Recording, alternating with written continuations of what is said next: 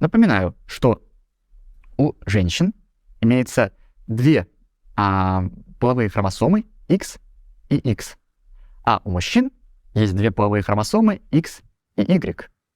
Поэтому, если появляется девочка, то ей Y-хромосома не приходит, иначе бы она не была девочкой. А у мальчика Y-хромосома сохраняется. Но прийти Y-хромосома к мальчику могла только от отца, других вариантов быть просто не может. Поэтому теоретически можно по Y-хромосоме просчитать тоже какого-то далекого-далекого предка. Ну, допустим, если мы сейчас найдем какого-нибудь там древнего человека, изучим его там ДНК, допустим, оно суперски сохранилось, и вдруг мы увидим, что у него Y-хромосома такая же, как у нас, значит, мы сможем сказать, что это точно наш далекий прародитель. Больше того, мы можем сравнить все Y-хромосомы людей на Земле и попытаться выяснить, когда жил наш общий прародитель, какой-то древний отец, у которого тоже была непрерывная линия среди потомков мальчиков.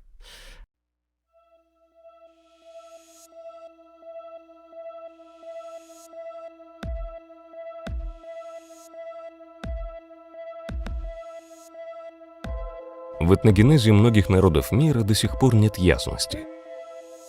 В связи с этим вызывает интерес зарождающаяся молекулярная история или же иначе ДНК-генеалогия. Как известно, каждый человек несет в себе своеобразный биологический документ ДНК, в котором присутствует мужская Y-хромосома, передающаяся строго от отца к сыну, и женская митохондриальная ДНК, передающаяся от матери всем детям. Однако митохондриальная ДНК не передается по мужским линиям, и, соответственно, для решения генеалогических задач больше интерес представляет мужская Y-хромосома, по которой можно отследить эволюцию человека вплоть до древнейшего предка по мужской линии. В настоящее время используется номенклатура линий Y-хромосомы, и выделено 20 основных гаплогрупп, родов, обозначаемых буквами латинского алфавита от А до Т и объединяющие родственные этнические сообщества. С начала 2000-х годов на Кавказе неоднократно проводились ДНК-исследования кавказских народов, но наиболее значимыми и полными являются ДНК-исследования Балановского и Юнусбаева.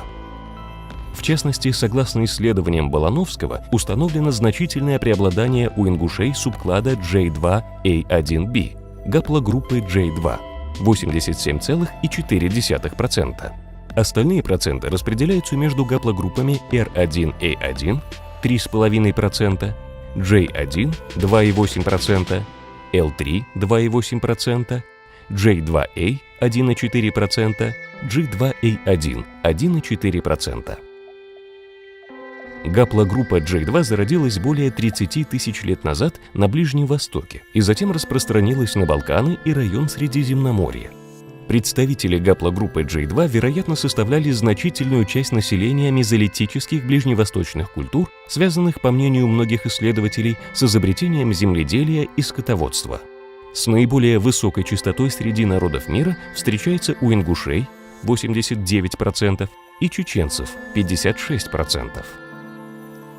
Необходимо отметить, что субклад J2A1B в общем формате образует две ветви – большую и малую, восходящие до общего предка в районе приблизительно 12 тысяч лет назад.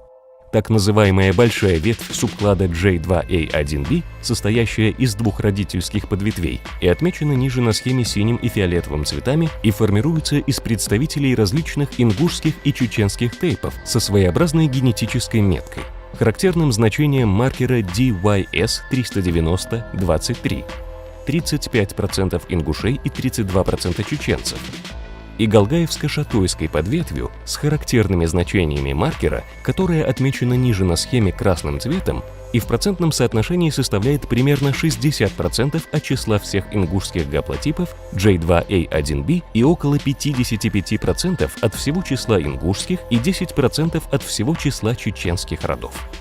Синяя и красная подветви происходят от общего предка, жившего приблизительно 2200 лет назад, а общий предок для всей большой ветви субклада J2A1B жил приблизительно 4000 лет назад. Вторая ветвь субклада J2A1B, условно называемая малой, по большей части представлена из представителей различных чеченских фамилий, которые в процентном отношении составляют 14% от общего числа фамилий этого народа. Примечательно, что данная ветвь приблизительно 1500 лет назад разошлась с осетино-ингушской ветвью субклада J2A1B, то есть предположительно можно говорить о том, что это и есть тот пресловутый субстратный протонахский слой, участвовавший в осетинском этногенезе. 11,3% у иронцев и 5,5% у дигорцев. В общем, следует отметить, что древний маршрут ветвей J2A1B хорошо отмечен по армянским и грузинским гаплотипам J2A1B и что на Северном Кавказе данный субклад присутствует у тех народов, на территории проживания которых была распространена майкопская культура.